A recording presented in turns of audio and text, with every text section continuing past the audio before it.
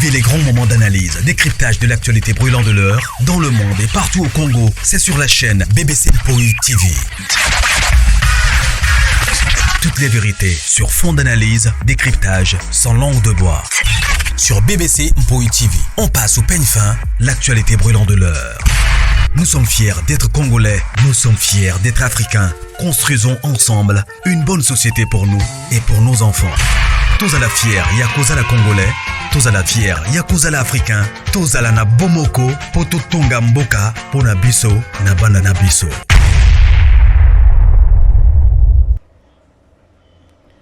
Voilà la grande famille.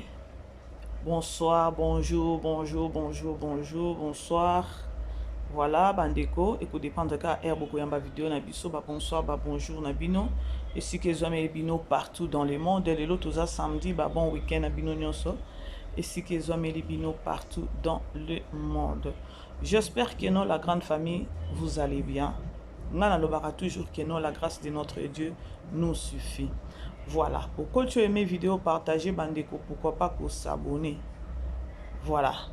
Ceux qui ont la liboson de s'abonner. Alors, n'aba abonné déjà à BBC. Vraiment, je vous dis merci. N'aba commentaire, n'aba j'aime nabino. Merci beaucoup nabandeko obazo benga vraiment tikete nzambe nanga. Apambo elanga bino bo umela bo umela bo umela. So yupeza mbala noya liboso. Alors, c'est sentir juste kaka à l'aise. Voilà. Pour avoir tout finga ate avoir tout ça la analyse je crois bandeko titre na biso bomoni photo à miniature pe bomoni bandeko na biso pe na chef photo na bango awa ezo défilé wana bandeko je crois bomoni boyebi bango toza na matière kaka ya mwana ya artiste na biso oya tika biso na kombo ya Dadi Kitambala mwana na ya mwasi na kombo ya Dadi Kitambala asala qui sorti médiatique na papa leki na ye o esali mbutu sur internet alors ngana lobaki ke no sorti médiatique wana ba matière eze belé na kati eze belé voilà là bomoni Emi azape marâtre ya Dadi Kitambala zaki pe mwasi ya papa na ye du moins à ça la ba sortie médiatique maman Gisèle a ça la vraiment ba sortie médiatique ité wana bomoni eza Ariachou Louyeye oyo azape artiste et comédienne bato bakoloba pourquoi artiste et comédienne sous Ariachou il faut que taka miniature bandeko bino bo aimer bo partager parce que dati malobe belé munoko oyo lobake belé sous mukaka ya koloba ke non Ariachou pe azwa mbongo ya mama Olive $50,000 bandeko nayokaki Ariachou lobi azaki na live moko na TikTok Ariachou aleli na maya misu aleli na maya misu $50,000 wana euteli wapi bomoni ke non nayaki kosala analyse nanga na bibandeko bomoni sortie médiatique ya mwana Dadi Kitambala oyo bobetele maboko te mwana luki ba guerre mwana luki ba combat mais batu mususu babetelaki maboko batu mususu balobi ka ndenge ezalaka na communauté congolaise qui fanatisme la grande famille bo aimer bo partager to solola nanu to solola et c'est fait-il que non Ariachou alela kilobi na live moko na TikTok pona nini pona kombo na ye ndenge ekotaki ebimaki epa ya Dadi Kitambala $50,000 ya wapi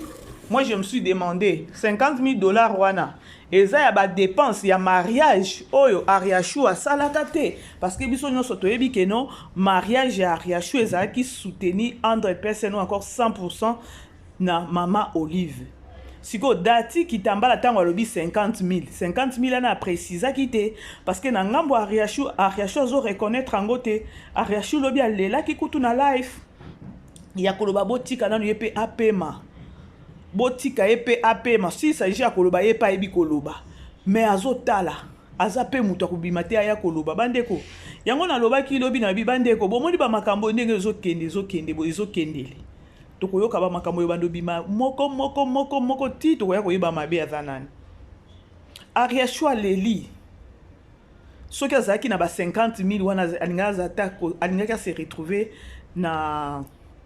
foyer te je crois na lobaki yango ata na analyse nango na salaki avant-hier nalobaki tango dati atangi kombo Ariachu ba 50 000 mais ngana yebi que non Ariachu liba le kufaki elle avait rien, absolument rien. Ata un cas oyo Ariachu se retrouvaki na foyer, a se retrouvaki na foyer na bana na biloko ata ya kolia ya bana banaye kokoka te banaye ko supporter ye et pas maman moko boy ndenge ye moko apesa témoignage ya ba moment oyo à travers ça. Lorsque nous avons la analyse bandeko bo aimer vidéo bo partager eza point nini eza bomoni soki bo aussi bo lingeli batubul pona koya koloba boye ba bimaki pona ko salir belle vie mais c'est katimini ba ko bimisa susu kombo ya nani ya Ariachu ya 50 000 comme pour dire que non ba solo la kango ya koloba que non Ariachu kena parce que dati ki pe aza liboma te akobimisa ba montant wana ebele akoloba Ariachu bomoni pe place auto bi que non Vincent Tulise ateki mwana 50 000 ana soki ngana koloba que non na loba 50 000 peut-être 50 000 na mariage oyo maman Olive a sapota bango hein parce que tout le monde qui mariage il y avait ezaki mariage ya rêve ya mwasi nyonso mariage au Ariachu sala qui ezaki mariage moko na ebité so ba monta wana nde et puis soko tali vraiment est-ce que na 50 000 ezaki muke na 50 000 na mariage ya Ariachu ngana okelo ba keno ezaki muke parce que ce to bito calculer Ariachu kena osoma biloko ne ya mariage na Turquie habillement na makambo nyonso ne ezaki Turquie ba fille d'honneur na ye ba garçon d'honneur ba biloko na bazaki plus de soki basi bazaki soki 12 mibali 12 donc habillement accoutrement na bango nyonso basoma ki yango na Turquie na okelo ba keno mariage ya Ariachu côté kolata ba kenda ki Ariachu to mona ya kenda tina maman Olive na Turquie na lipasa na ye na Karine Pala parce que yenda abane alati ça les jours à mariage après dépense ya mariage kaka ya bandeko ngana loba keno eleka na 50 000 peut-être dati fala loba keno mariage Ariachu kutu mariage na ye maman Olive abimisa 50 000 lelo boy mariage Ariachu ngana ke loba keno ndenge le kaka ba limousine ezaka combien mariage Ariachu ezaki mariage moko donc je sais pas na 50 000 pour nanga na loba keno eza muke bandeko bo aimer bo partager mais la fille azo reconnaître 50 000 oyo dati kitambala alobi te Ariachu azo reconnaître ango te lobi alelaki na life aleli na kolela comment est-ce que bato bazozanga ta kotika ye na nuye na makambo oyo amoni na vie na ye na libala na kotaki bandeko na loba toujours que non toute vérité n'est pas bonne à dire hein toute vérité n'est pas bonne à dire mabe eza mwana na tango abimaki na bulu nini tokende sikoyo na mama na ye maratre na ye mama emi wana ye pe bayambaki aza maladi na kati hôpital nazo kamwa kutu bandeko yango na oyeba te bapesaka bino mbongo ou comment pona nga nanu mama ya dati ou encore emi soki emi est-ce qu'il fallait pe asala live il fallait asala live aloba biloko wana alobaki mais je sais pas na ngambu na ye na landi tellement bandeki ko se réserver mais azape muto ko se réserver te aye ko pesa apesi dati conseil ye moko na lobaki ke non makamusu na ko solo na ko lobango awa te za life mais à la fin des comptes alobaki soki sikoyo batu biso ba mususu tomoni ke non sorti ya mwana o ezaki mabe mais batu mususu babeteli yango maboko maintenant maman na ye maratre na ye pe asepeli nango te emi alobi dati eza envoûtement to eza nini oza na don na yo ya koyemba oyembaka na yo okoki ko se concentrer te na makambo mususu est-ce que biloko wana olobi ana est-ce que eza bien emi mwasi ya papa na ye ya défunt papa na ye ye pa boyi yango alobi non ya bengi yango envoûtement sûrement eza envoûtement. Mais lorsque ba maman ba tata mususu bazobetela ba botika dati asali eloko nini asali nini hein bino boyebi na minicho danger au moins na za nango siko na minicho j'espère que non des fois ça qui sortie médiatique na je crois que non na minicho ma laissé zongi asati ata maboko na mutu hein la fille na minicho a ozana kimia te hein Nathalie Vidéo na ye jour asilisaka nani soki licence na ye asilisaka graduat na ye nayoki na motema pasi baeloge apesaka belle vie mais lelo obimi oya koloba après tout na ndenge ya mabe te tantine belle vie oza mpe eloko te yaya wana eza balangage ya bana kini ya baimpoli ndenge bazalaka yes boyebi bana ya kini ndenge bazala baimpoli bao bazalaka baimpoli nde balangage na bango natali video parce que natalaka yango déjà ntango asilisaka classe esalaka mpe tour ya réseau sociaux ntango asilisaka classe mais baeloge oyo apesaka belle vie mokili etikali donc mutu atikali ka mutu franchement mutu atikali ka mutu yango bomonaki na analyse na ngai nalobaki bandeko mwana oyo dati oyo ndenge abimi boye ayeke no belle vie abeta ba 12 belle vie asala boye bamakambo tu bapropos nyonso atenaki wana maloba na ngai nganga nalobaki ke no estce mwana ntango azoloba eza ta na bolamu moko te parce que biso bato ya mokili tosala ande nini bolamu eki ozala ta 50 mais mabe peut-être mibale misato mabe wana ekundaka ta bolamu ekundaka bolamu 50 can you imagine c'est ça na biso bato ya mokili tobosanaka bolamu yango père spirituel na biso encore pasteur na biso loba bandeko mutu atikali mutu bandeko totiaka yango na mutu na biso akoloba keno atanga mama bebe so naza mutu naza mosan naza sainte naza na ba faiblesse nanga lelo na occupe peut-être nasungi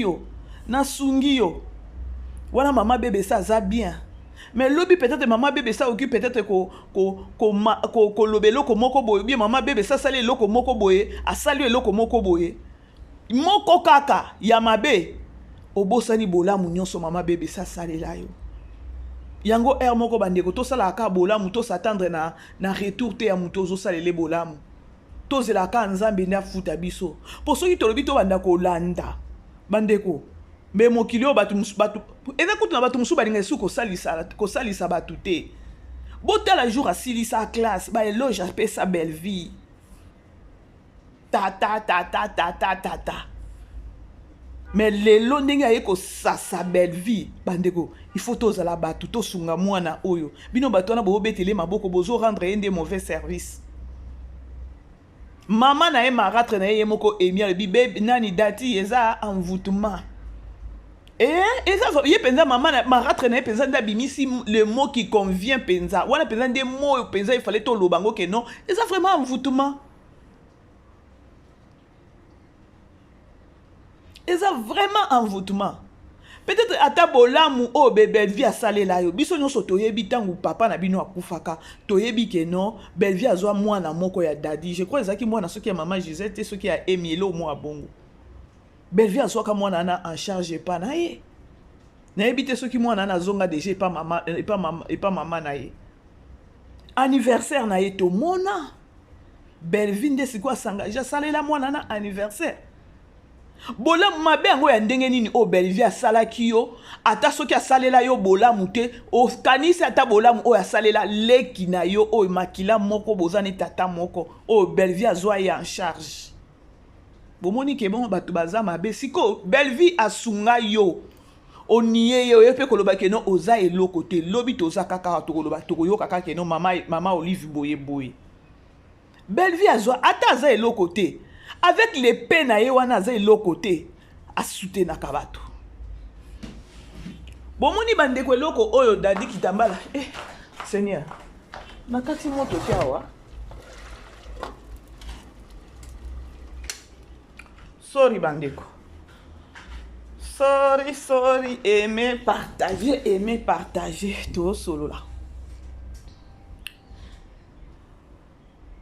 soki dadi azaki fille moko boye azalaka na reconnaissance na kati na ye azala na gratitude na kati na ye azaki mutu moko akobima ndenge asalaki wana te yango tozoloba ke non tokoki koya koloba dadi da mosusu ke non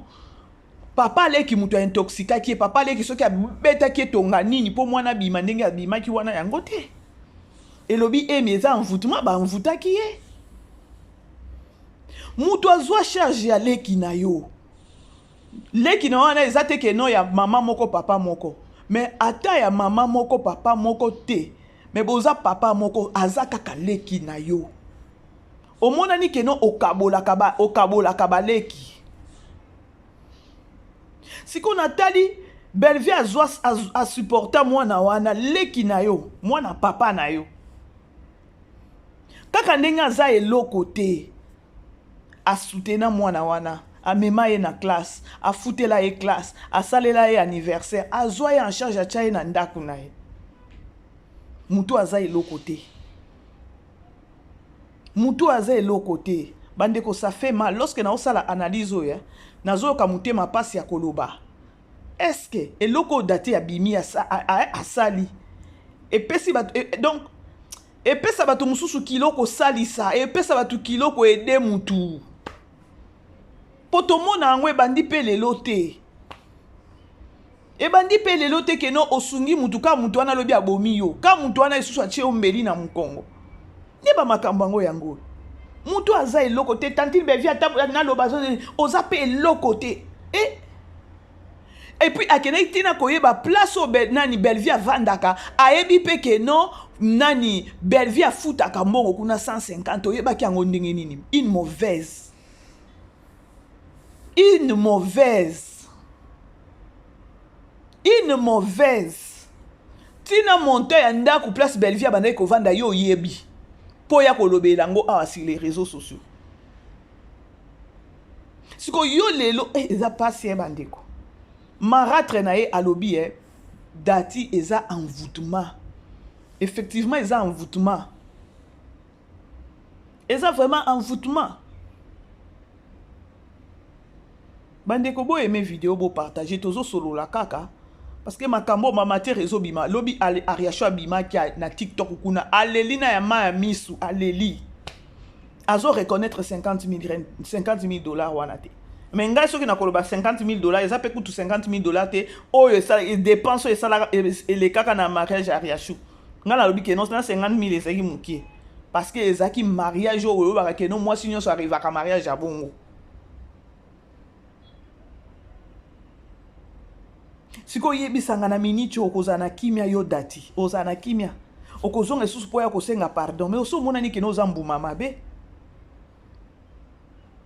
na ndenge yo ko bimisa Belleville mabe osane ti otomboli sila asilika parce que na kena ko lale pas sila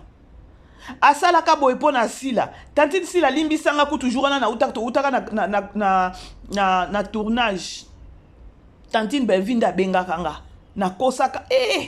tala pendenge ya joie ki yango lobi ke non na kosa kutu na tango na akati wana na bengi siko petite sœur nanga na ogangele nyonso na ka pona nini pona mama tantine sila a comprendre likambo te mwana moko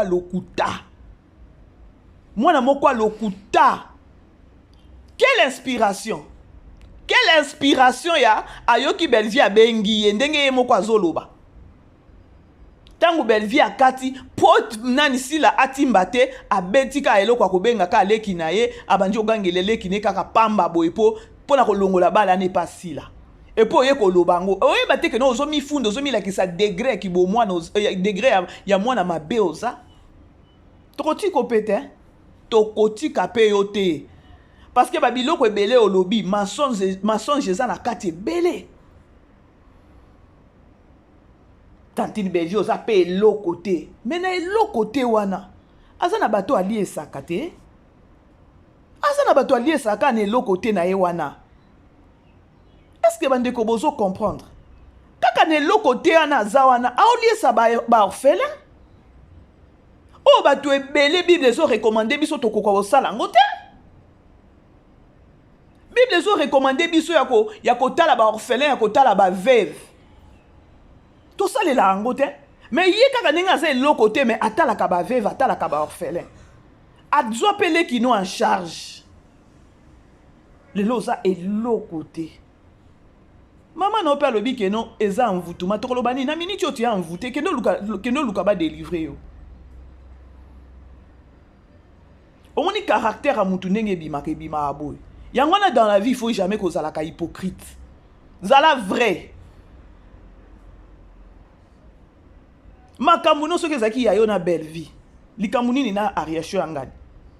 likambo nini na bato ozotangaka bakombo mwana moke ozotangaka bakombo bato mikolo on dirait soki mpe ndenge nini on dirait otambolaka na bagarde corps toza kaka awawa bandeko bozobetela mwana o maboko botika na informe bino mama na emi oyo to biso nyonso toyebi emi ya abengi yango keno eza envoûtement asepeli na sortie médiatique ya dati te c'est ça soki boza bamama boobetele maboko bookotisa mwana na libulu voilà bandeko mingi ya koloba eza te eza ngawa bino BBC Mpoi aimer partager soki eza mbala liboso s'abonner non ba toujours que non numéro na biso eza